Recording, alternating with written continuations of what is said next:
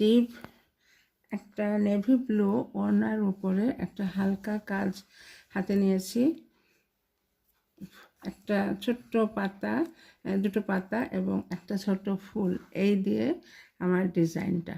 তো যেহেতু navy blue এর উপরে ওড়নাটা, সেহেতু গোলাপি ফুলটা দিয়েছি যাতে এটা ফুটে ওঠে।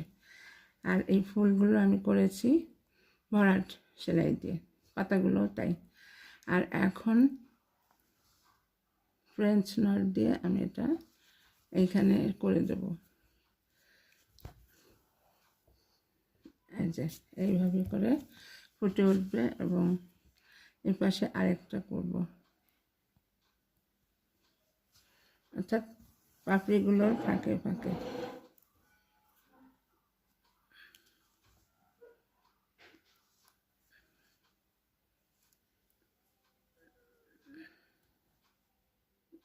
এইখানে এই সুতাটাকে আমি একটু ধরে রাখবো বা হাত দিয়ে, যাতে এটা সরে না যায়।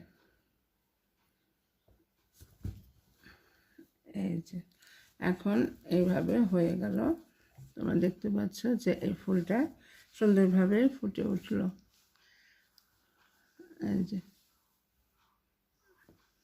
এইভাবে আমি এটা করব। আর এখানে দেখো আমি আরও এঁকে রেখেছি, তোমাদেরকে আমি একটু ওড়নাটার যে এলাকাটা এঁকে রেখেছি সেটা দেখাচ্ছি। যে এখানে আমি আরও কয়েকটা ফুল এঁকে রেখেছি।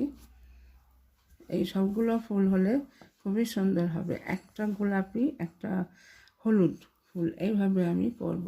এই যে এখানে আমি হলুদ ফুলের যে অংশটা সেটাও করেছি, এই যে একটা হলুদ একটা গোলাপি।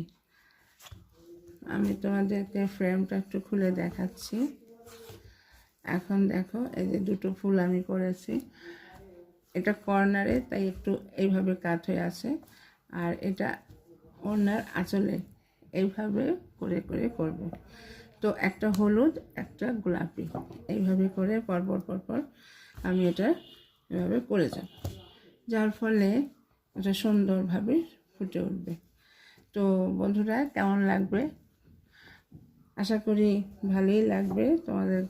তোমাদের কাছে এটা কেমন লাগছে একটু কমেন্ট করে জানিও। কালার কম্বিনেশন ঠিক আছে, আমার মনে হয় এভাবেই করা যেতে পারে। তো অনেক অনেক ধন্যবাদ দেখার জন্য। আসসালামু আলাইকুম।